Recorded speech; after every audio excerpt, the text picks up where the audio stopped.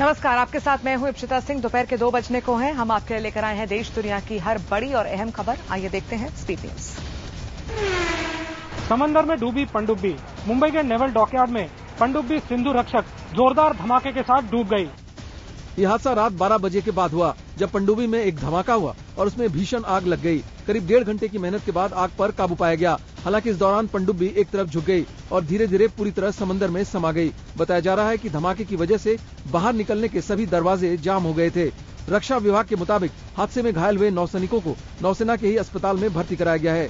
सूत्रों के मुताबिक इस हादसे में 18 लोगों की मौत हो चुकी है। मेरे पीछे आप देख सकते हैं मुंबई का नेवल डॉकयार्ड, जहां पर नेवी की तमाम जो वेस्टर्न फ्लीट की जो शिप्स हैं, चाहे वो सबमरीन हो या फिर बड़ी बड़ी शिप्स हो, यहीं पे पार्क की जाती है। और यहीं पे कल रात को जो सबमरीन है, जो पनडुब्बी है सबमरीन जिसका नाम है सिंधु रक्षक, उसको एक्सीडेंट हो गया था। मैं दिखाना चाहूंगा यहाँ पर साफ तौर पर एक सामने एक फ्रिगेट देखी जा सकती है। उसी के पास सबमरीन का जो बे है, सबमरीन का जो बर्थ है, वो वहीं पे सिंधु रक्षक का वहीं पे जो धमाका हुआ था वहीं पे हुआ था। थोड़ा बहुत अगर गौर से देखा जाए तो वहां पर धुआं भी साफ तौर पे देखा जा सकता है। नेवी के सूत्रों के मुताबिक जो ये सिंधु रक्षक है उसमें कल रात को 1 बजे धमाका हो जाने की वजह से जो इस पनडुब्बी का जो अगला वाला हिस्सा है वो टूट गया, उसके अंदर पानी घुस गया और पानी घुसने की वजह से ये सबमरीन अंदर डूब गई है। दुर्भाग्यपूर्ण हादसा। इंडियन नेवी की पनडुब्बी INS सिंधु रक्षक के दुर्घटनाग्रस्त होने को सभी राजनीतिक दलों ने दुर्भाग्यपूर्ण बताते हुए इस घटना की जांच की मांग की है। कांग्रेस प्रवक्ता भक्त चरण दास ने घटना को बेहद दुर्भाग्यपूर्ण करार दिया है। वहीं बीजेपी प्रवक्ता शहनवाज हुसैन ने घटना पर दुख जताते हुए जांच की मांग की है। उन्होंने कहा कि मरम्मत के दौरान रही कमियों की भी जांच होनी चाहिए। उधर पूर्व नौसेना अधिकारी उदय भास्कर ने कहा कि हो सकता है कि पनडुब्बी में धमाका आग लगने की वजह से हुआ हो, लेकिन पूरी वजह जांच के बाद ही साफ हो पाएगी। रक्षा मंत्री ने जताया अफसोस। मुंबई के समंदर में नौसेना की पनडुब्बी सिंधु रक्षक के डूबने की घटना पर रक्षा मंत्री एंटनी ने दुख जताया है।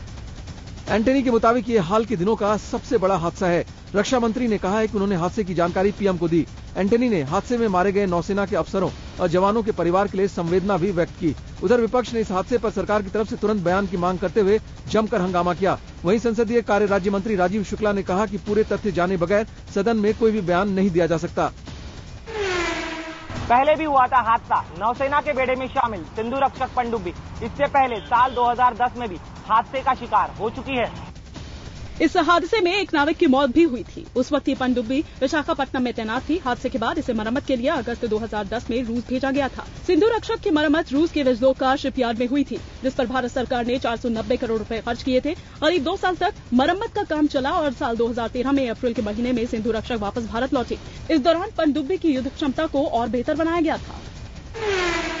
सिंधु रक्षक की खासियत, मुंबई के कोलाबा डॉकयार्ड पर हादसे का शिकार हुई पनडुब्बी सिंधु रक्षक दुश्मनों को थर्राने का मादा रखती थी। भारतीय नौसेना के बेड़े में शामिल सिंधु रक्षक एक डीजल इलेक्ट्रिक पनडुब्बी है। रूस में तैयार हुई इस पनडुब्बी को दिसंबर 1997 में भारत को सौंपा गया था। इस पनडुब्बी का वजन 23,000 टन है और लंबाई 238 फीट। ये पनडुब्बी पानी की सतह पर 19 किलोमीटर की रफ्तार और पानी के अंदर 31 किलोमीटर प्रति घंटा की रफ्तार से चलती है और इसमें जमीनी हमले की क्षमता है। रेडियो संचार प्रणाली के अलावा इसमें सभी आधुनिक तकनीक का इस्तेमाल हुआ है। पाकिस्तान ने फिर की फायरिंग। पाकिस्तानी सेना ने मंगलवार देर रात को एक बार फिर जम्मू स्थित भारतीय चौकियों पर जमकर फायरिंग की। पाकिस्तान की तरफ से सांबा, कुपवाड़ा और केनर चौकियों पर हमला बोला गया, जिसके बाद भारतीय सेना ने पाकिस्तान को मुंह तोड़ जवाब देते हुए 2 आतंकियों को मार गिराने का दावा किया। वहीं पुंछ के हमीरपुर में भी पाकिस्तान की ओर से फायरिंग की गई, जिसके बाद दोनों तरफ से कई घंटों तक रुक रुक कर फायरिंग होती रही। पाकिस्तान की तरफ से बार बार सीज फायर के उल्लंघन को लेकर बीजेपी ने सरकार की निंदा की है। भारत के खिलाफ पाकिस्तान के निंदा प्रस्ताव में भारतीय सेना पर सवाल उठाए जाने का सभी राजनीतिक दलों में एक सुर में विरोध किया है। लोकसभा में पाकिस्तान के खिलाफ निंदा प्रस्ताव पर चर्चा होनी है। इस प्रस्ताव में पाकिस्तानी सेना की फायरिंग का विरोध किया गया है। उधर केंद्रीय मंत्री और नेशनल कॉन्फ्रेंस के नेता फारूक अब्दुल्ला का कहना है कि पाकिस्तान के साथ बातचीत का रास्ता बंद नहीं होना चाहिए। उन्होंने कहा कि युद्ध के जरिए भारत पाकिस्तान समस्या को नहीं सुलझाया जा सकता।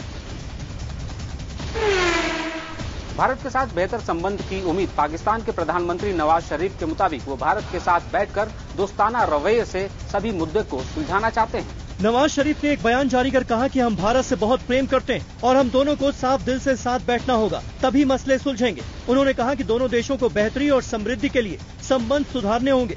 नवाज शरीफ के मुताबिक हमें अच्छा दोस्त बनना ही होगा। जहां नवाज शरीफ ने एक तरफ दोस्ती का हाथ बढ़ाया, अमन चैन के लिए बातचीत का न्योता दिया, वहीं दूसरी तरफ उनकी संसद ने नियंत्रण रेखा पर गोलीबारी के लिए भारत के खिलाफ निंदा प्रस्ताव पारित कर दिया।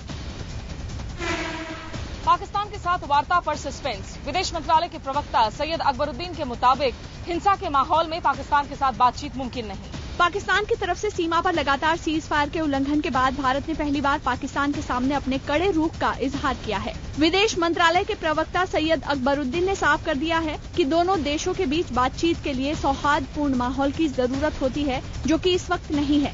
अकबरुद्दीन के मुताबिक पाकिस्तान की ओर से सचिव स्तर की वार्ता की पेशकश की गई थी, लेकिन ऐसे माहौल में ये संभव नहीं है।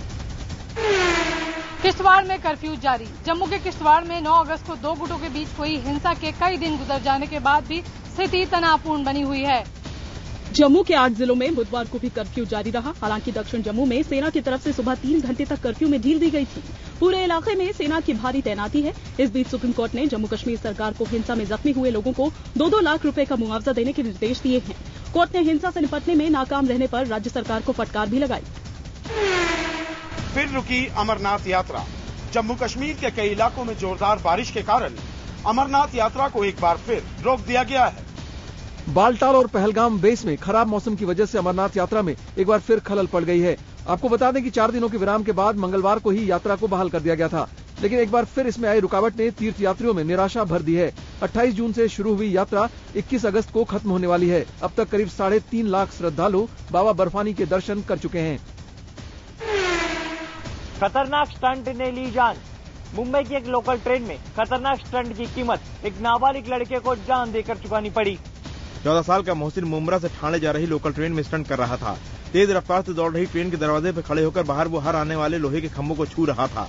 अचानक उसका हाथ खंभे से टकराया और वो सीधा नीचे जा गिरा। मोहसिन की मौके पर ही मौत हो गई। स्विमिंग पूल में डूबने से मौत। दिल्ली से सटे नोएडा के एक निजी स्कूल में स्विमिंग करने के दौरान एक मल्टीनेशनल कंपनी के प्रोजेक्ट मैनेजर की डूबने से मौत हो गई। थॉमसन डिजिटल कंपनी में प्रोजेक्ट मैनेजर शिवेश पिछले 4 साल से यहाँ स्विमिंग करने आ रहे थे, लेकिन अचानक मंगलवार को संदिग्ध परिस्थिति में उनकी मौत हो गई।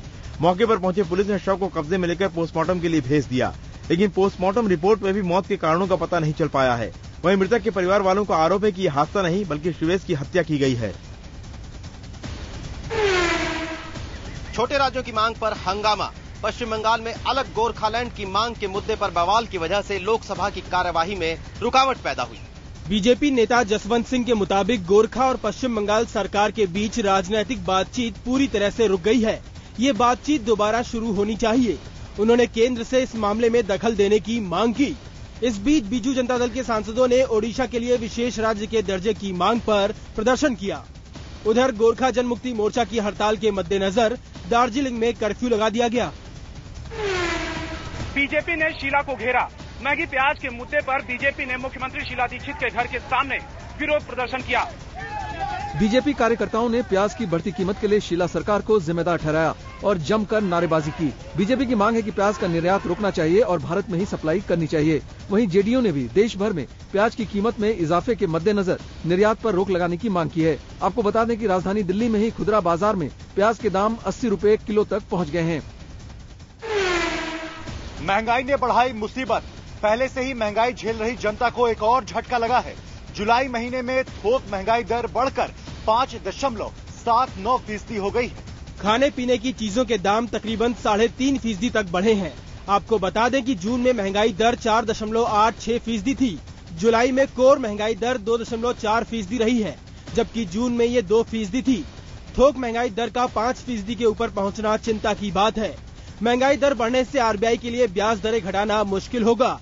इस बीच पेट्रोलियम मंत्री वीरप्पा मोइली ने थोड़ी राहत देते हुए कहा है कि केरोसिन और रसोई गैस के दाम बढ़ाने का सवाल ही नहीं उठता। मंत्री पर आरोप। यूपी के खनन मंत्री पर लखनऊ में ग्राम समाज की जमीन कब्जा करने का आरोप लगा है। हाईकोर्ट ने भी इस मामले को बेहद गंभीरता से लिया है। यूपी के खनन मंत्री गायत्री प्रसाद प्रजापति पर लखनऊ में ग्राम सभा की जमीन पर अवैध कब्जा कर प्लॉटिंग करने का आरोप लगा है। सब कुछ जानते हुए भी प्रशासन चुपचाप तमाशा देखता रहा। मामला हाईकोर्ट पहुंचा तो अदालत ने इसे गंभीरता से लेते हुए अब मंत्री और राज्य सरकार को नोटिस जारी कर दिया है। हाईकोर्ट ने डीएम से ये भी कहा है कि वो जमीन पर कब्जा करने वालों को बेदखल करे। उधर खनन मंत्री इस पूरे मामले में खुद को बेकसूर बता रहे हैं। और आइए स्पीड न्यूज में देखते हैं खेल की कुछ अहम खबरें। दक्षिण अफ्रीका में आयोजित ट्राई सीरीज के फाइनल में आज भारत ए का मुकाबला ऑस्ट्रेलिया ए से होगा। भारत ने दक्षिण अफ्रीका ए को 39 रन से हराकर फाइनल में अपनी जगह पक्की कर ली है। इस मैच में दोहरा शतक जमाने वाले शिखर धवन ने कहा है कि उनके पास 13 शतक लगाने का भी मौका था। एशेज के चौथे टेस्ट में इंग्लैंड ने ऑस्ट्रेलिया को 74 रन से हरा दिया है। ऑस्ट्रेलिया के सामने जीत के लिए 299 रन का लक्ष्य था, लेकिन पूरी टीम 224 रन पर ही सिमट गई थी। इंग्लैंड के स्टुअर्ट ब्रॉड ने 6 विकेट लिए। इस जीत के साथ इंग्लैंड ने एशेज पर 3-0 से कब्जा जमा लिया है। इंग्लैंड के गेंदबाज इब्राहिम अन्यास एशेज के आखिरी टेस्ट से बाहर हो गए हैं। अन्यास की उंगली में चोट है और इसी के चलते वो चौथे टेस्ट में नहीं खेल सके थे। दक्षिण अफ्रीका के बल्लेबाज जैक कैलिस का वनडे करियर अब अधर में है। कोच रसेल डोमिनिको के मुताबिक अगर कैलिस 2015 वर्ल्ड कप टीम का हिस्सा बनना चाहते हैं तो उन्हें कुछ वनडे मैचेस खेलने ही होंगे। कैलिस ने पिछले 18 महीनों से एक भी वनडे मैच नहीं खेला है। आईसीसी के एंटी करप्शन आयोग ने 2013 में हुए बांग्लादेश प्रीमियर लीग में 9 लोगों के खिलाफ मैच फिक्सिंग और स्पॉट फिक्सिंग का आरोप लगाया है। आईसीसी और बांग्लादेश क्रिकेट बोर्ड ने अपने एक साझा बयान में कहा है कि इस साल बीपीएल के दौरान ढाका ग्लेडिएटर्स फ्रेंचाइजी से जुड़े कुछ लोगों ने मैच फिक्सिंग और स्पॉट फिक्सिंग की थी। International association of athletics federation यानी कि IAAF की एक रिपोर्ट में कहा गया है कि डोपिंग में भारत के 43 एथलीट्स ब्लैकलिस्ट हुए हैं। दुनिया में डोपिंग में सबसे ज्यादा खिलाड़ियों के शामिल होने की सूची में भारत का दूसरा स्थान है। गुजरात में हुए फर्जी एनकाउंटर के मामले में सुप्रीम कोर्ट ने आज साफ कर दिया है कि मामले की जांच कर रही स्पेशल टास्क फोर्स में गुजरात से बाहर के भी अधिकारी रखे जा सकते हैं। मोदी के कार्यकाल में हुए सभी पुलिस एनकाउंटर्स की जांच कर रहे जस्टिस बेदी कमीशन के चेयरमैन को अधिकार दिया गया है कि वो किसी भी अधिकारी को चिन्हित कर इस जांच टीम में नियुक्त कर सके। अब इस टीम में सिर्फ गुजरात के ही अधिकारी थे, जिस पर याचिकाकर्ता जाने माने गीतकार जावेद अख्तर की तरफ से कहा गया था कि सिर्फ गुजरात के अधिकारी ही मामले की जांच भला कैसे कर सकते हैं, जबकि आरोप गुजरात के ही नेताओं और अधिकारियों पर है। और इसी के साथ 2 मिनट में देखते हैं 10 शहरों की कुछ और खास खबरें। दिल्ली में लोकनायक जयप्रकाश अस्पताल के हॉस्टल में एक 55 साल की महिला का शव मिला है। बताया जाता है कि यह महिला LNJP हॉस्पिटल में ही काम किया करती थी। महिला की मौत कैसे हुई इसका अभी तक नहीं पता चल सका है। पुलिस मामले की तफ्तीश में जुट गई है। सुप्रीम कोर्ट में अपनी अग्रिम जमानत याचिका खारिज होने के बाद इस जहां फर्जी मुठभेड़ में आरोपी गुजरात के IPS ऑफिसर PP पांडे ने अहमदाबाद की CBI अदालत में सरेंडर कर दिया। PP पांडे को न्यायिक हिरासत में भेज दिया गया है। महाराष्ट्र एनसीपी के अध्यक्ष जितेंद्र एहलान ने मुख्यमंत्री पृथ्वीराज चौहान और उप मुख्यमंत्री अजीत पवार को चिट्ठी लिखकर कहा है कि 5 सितारा होटल से मराठी न्यूज चैनल दिखाना अनिवार्य किया जाना चाहिए। 1984 की भोपाल गैस त्रासदी के पीड़ितों के लिए काम करने वाली संस्थानों ने आरोप लगाया कि मध्य प्रदेश सरकार की लापरवाही की वजह से यूनियन कार्बाइड फैक्ट्री के आसपास के लोगों को दूषित पानी पीना पड़ रहा है। बीजेपी महासचिव वरुण गांधी के मुताबिक वो सिंगूर के उन किसानों की मदद करने के लिए तैयार हैं जिन्होंने 2006 में हुए आंदोलन में मुआवजा नहीं लिया था, लेकिन अब लेने के लिए तैयार हैं। गौरतलब है कि भूमि आंदोलन के चलते 2008 में टाटा नैनो प्रोजेक्ट वहां से बाहर ले जाना पड़ गया था। कोल्हापुर में 2.5 साल की बच्ची से बलात्कार की घटना से गुस्साए लोगों ने रास्ते पर जाम लगा दिया। गुस्साए लोगों को काबू में करने के लिए पुलिस को लाठीचार्ज करना पड़ा। इस मामले में पुलिस ने एक आरोपी को गिरफ्तार किया है। गोरखपुर में तमाम दावों और सरकारी उपायों को इस बार इंसेफेलाइटिस के कहर ने बेमानी साबित कर दिया है। गोरखपुर में पिछले 20 दिनों में इंसेफेलाइटिस से 108 मरीजों की मौत हो चुकी है। उत्तराखंड में बारिश का कहर लगातार जारी है। राज्य के टिहरी जिले के कोवासिन इलाके में भूस्खलन की वजह से 4 मकान ध्वस्त हो गए हैं। इस हादसे में एक बच्चे समेत 2 लोगों की मौत हुई है। छत्तीसगढ़ के नारायणपुर जिले में नक्सलियों और सुरक्षा बलों के बीच हुई मुठभेड़ में 2 पुलिस वाले शहीद हो गए। इस मुठभेड़ में एक नक्सली को भी मारा गया है। मिस्र में 100 से ज्यादा लोगों के मारे जाने की खबर। मिस्र के अपदस्थ राष्ट्रपति मोहम्मद मोर्सी के समर्थकों और सुरक्षा बलों के बीच हुई हिंसक झड़पों में मुस्लिम ब्रदरहुड का दावा है कि कम से कम 120 लोग मारे गए हैं। मिस्र के नसर शहर में मुर्सी समर्थकों को तितर-बितर करने के लिए सुरक्षा बलों ने बख्तरबंद गाड़ियों और बुलडोजर की मदद ली। इस दौरान सुरक्षा बलों ने प्रदर्शन कर रहे लोगों पर आंसू गैस भी छोड़ी। आपको बता दें कि मुर्सी समर्थक काफी दिन से यहां धरने पर बैठे थे और उन्होंने सड़क पर नाकाबंदी भी कर दी थी।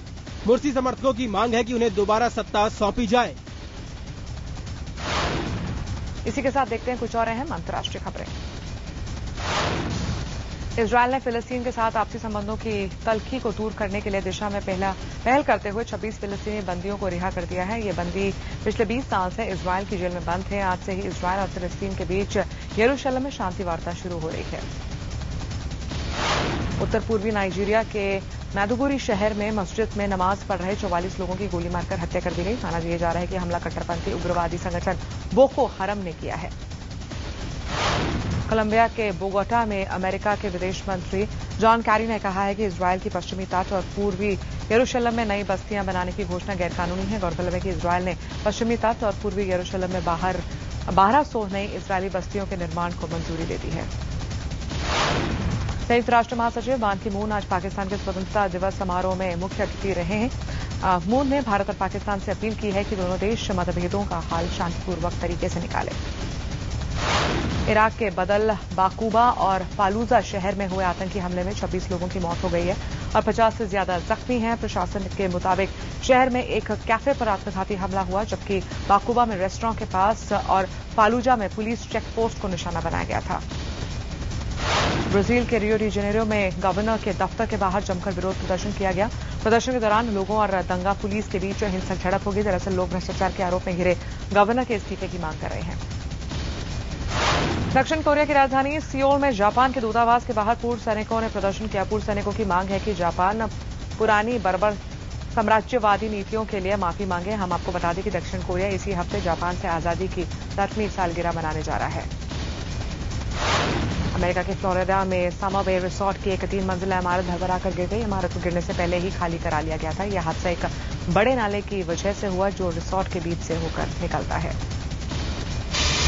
स्पीड न्यूज 15 मिनट 50 खबरें दोपहर 2 बजे शाम 7